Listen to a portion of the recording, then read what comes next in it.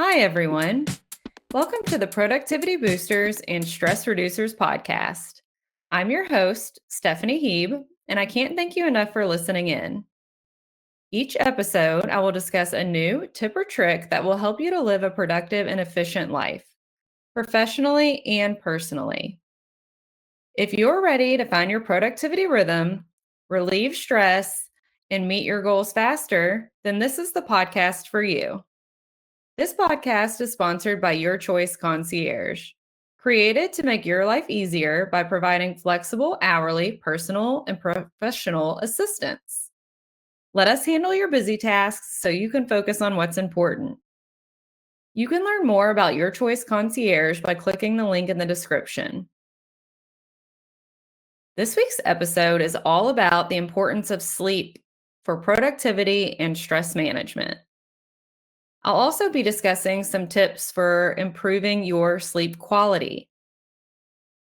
Now, let's begin with the different sleep stages and what role they play in your mental and physical health.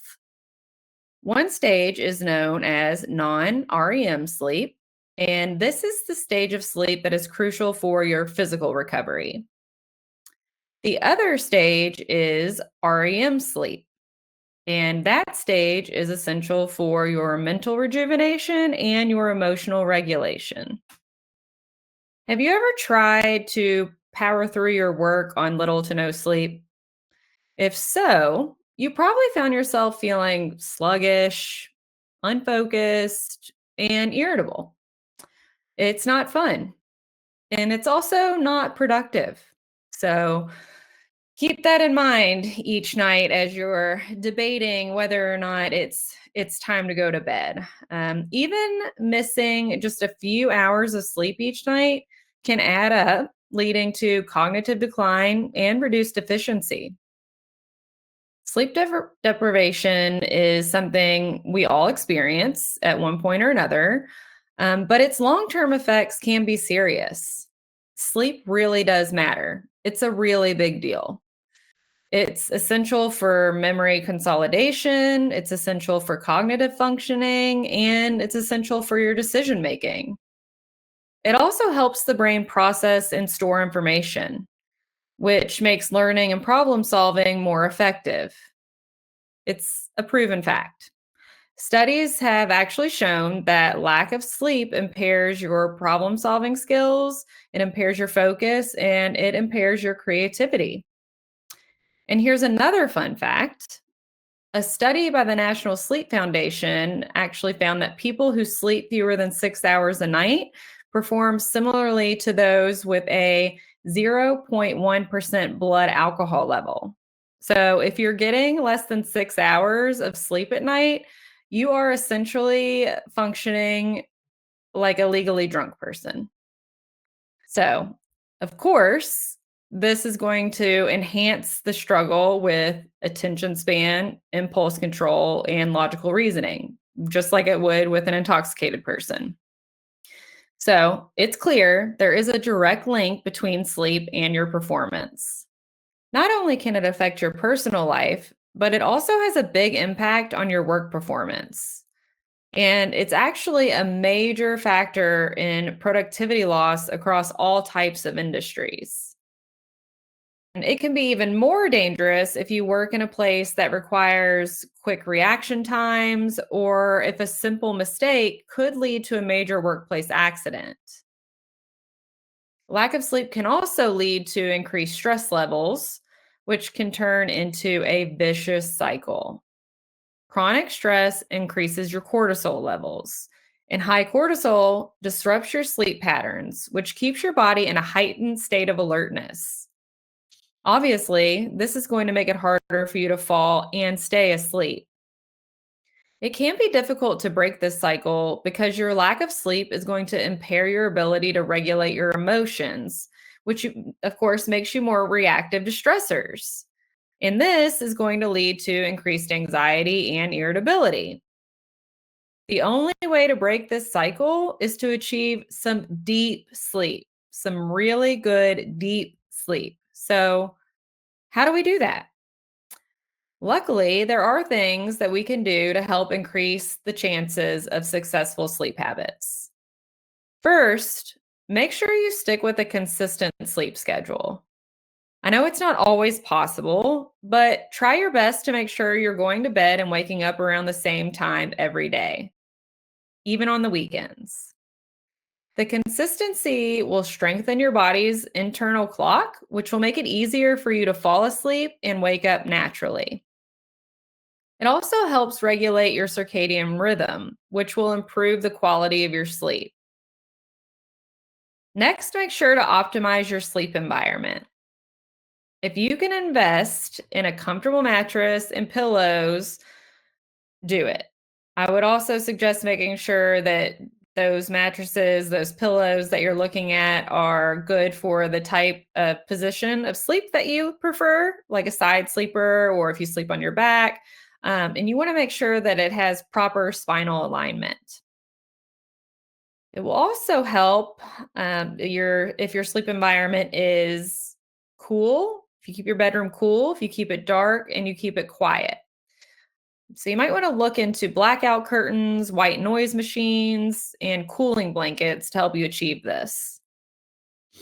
You also want to make sure your bedroom is a relaxing and calming space. So make sure to remove anything that might be distracting or cause you stress at bedtime. For example, I definitely don't need a giant to-do list for the next day in my room, right? I would never sleep. So just make sure that anything that might take you away from a calming space and time is not inside of your bedroom. Will also help if you are developing a relaxing bedtime routine. This is also very important. I'm going to start with something that not everyone is a fan of, but you should definitely limit your screen time before bed. I'm going to say that one more time, a little slower. Limit your screen time before bed. I'm a big believer in this. The blue light that comes from screens actually will disrupt your melatonin production. If this is something you can't do or you're not willing to try, there are these blue light blocking glasses that I highly recommend trying. This will help, I guess, limit your exposure and limit the disruption in your melatonin levels. You should also avoid stimulating activities like intense exercise. Physical activity can help improve sleep, but it should be done at least a few hours before bedtime to prevent overstimulation. Try doing light activities like yoga or a short walk after dinner. This will help regulate your sleep patterns, but won't get you, up and going and overstimulated when you need to be resting. Should also avoid drinking or eating anything that contains caffeine or alcohol, or eating heavy meals. Alcohol may help you fall asleep initially, but it will reduce your sleep quality. It actually disrupts your REM sleep. So, this will lead to fragmented sleep and it will lead to grogginess the next day. Consider including herbal teas if you need something to sip on or a type of nightcap. You can also try magnesium supplements. This will help you relax. Um, oh, and there is another, I guess, nightcap alternative would be a tart cherry juice. That's a natural sleep aid, believe it or not. So just some other ideas as opposed to the nightcap. There are other bedtime routines that can also help you wind down, and that is things like reading, meditating, and journaling. You can also try deep breathing exercises. Deep breathing can help signal the body that it is time to relax and sleep. So, just incorporating a few of these simple lifestyle changes can significantly enhance your sleep quality. Do you think you can try implementing one of these sleep improving strategies this week? I would love to hear if it made a difference. I'm sure you'll notice a difference. I'm sure you'll notice a difference in your energy and your stress levels as well. Sleep is just a non negotiable factor for productivity and stress management. A lot of people overlook it, but it is key. When you're well rested, you're a better version of you. You will feel more in control of your emotions and moods. You can handle challenges and negative experiences more effectively.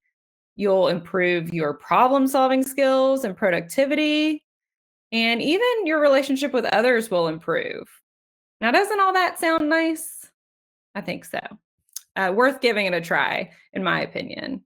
And another quick fun fact before I wrap this up, I almost forgot to throw this in there, but there are also many elite athletes and CEOs that prioritize sleep as a key strategy for peak performance. So just to throw out a couple names that you'll recognize, so it's kind of proofs in the pudding, right? LeBron James and Jeff Bezos.